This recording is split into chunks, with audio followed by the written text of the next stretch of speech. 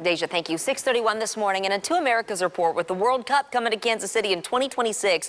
Transportation is one of the items the region will look at. One of the big selling points getting the World Cup here, talking about what's going to be done. As of now, mass transit could be hard to come by for some people living in our community. KSHP 41 News reporter Andres Gutierrez lays out the current gaps and what could be done to fix it.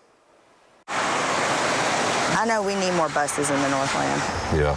Definitely. Without a car for 7 years, Barbara and Mark Cooper depend on mass transit when it doesn't fail them. The bus never showed up, so I started walking, and it was going to take me 5 hours to walk home. It was I think a 15-mile walk, and I walked about 5 miles, and then finally no bus came by, so I called an Uber.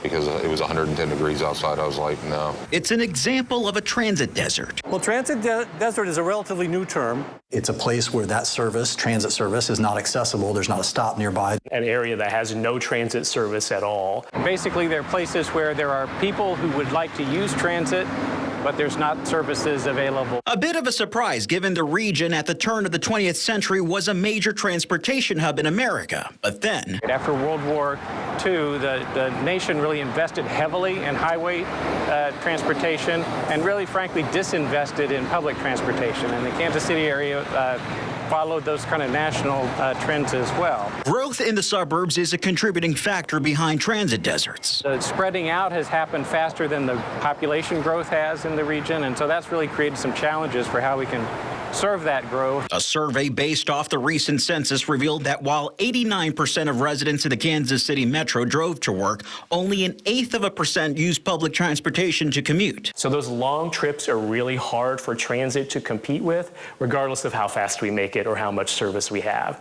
So you really need to focus people on their shorter trips, often which make up more of their travel than the commute. In 2019, Johnson County, Kansas launched an on-demand service called Microtransit. You either call the call center, use the mobile app, you call up a ride, you wait for it at your door, it picks you up at your place, wherever you're coming from, and takes you directly to where you're traveling. Transit Director Josh Power says the county-funded service was least impacted during the pandemic. They now do about 400 rides a day. It's just so much more convenient. You know, given that we've had so many of the problems with the COVID, given that gasoline is horrible. But across the board, Ride KC is grappling with a shortage of drivers, impacting routes, many of them running on the hour. It's hit or miss all the time. You don't know what's going to happen. They say we have a schedule, and if I got to go 2 or 3 places that day, it's the whole day gone. I really wish they did have us because Carolyn Strode, who hops in the 229 near Berry Road, also shares the same frustration. I asked the person, I was like, what's going on Sunday? Me and my dog sat at the bus stop from 5:30 to 7 o'clock to get to the zoo.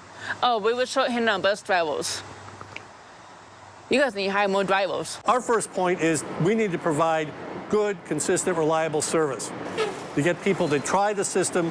Generally, if they try the system, they will come back and they will like it. Why is transit so passionate for you? KCATA Senior Vice President Richard Gerald is optimistic they can lessen the number of transit deserts. He believes increased communication all the way around can play a big role. We would love to have, as a new development starts the planning phase, come talk to us about transit service.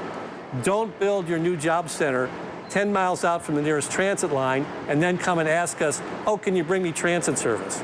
Start at the beginning. It's also going to take money to make it happen. There's no way to get around that. In the upcoming fiscal year, the federal government will send the Kansas City area more than $27 million for transit funding. Statewide, Missouri will receive more than $141 million, and Kansas more than $49 million. Right now, we have one municipality, one government that funds the vast majority of service. And so if you don't live in or next to Kansas City, Missouri, you are probably experiencing a transit desert or something very close to it. David Johnson was at the KCATA 2.5 years ago when Kansas City leaders voted to eliminate the $1.50 fare in order to make transit more accessible to all. I love the fact that the bus is free, but sometimes when it's not reliable, it just doesn't make it worth it. With the Two Americas report in Kansas City, Andres Gutierrez, KSHP 41 News. Andres, thank you. KCATA is currently studying the east-west area between the University of Kansas Health and the Truman Sports Complex as they consider possibly adding more transit service to close gaps. That study expected to be done by spring 2023. We'll keep you posted.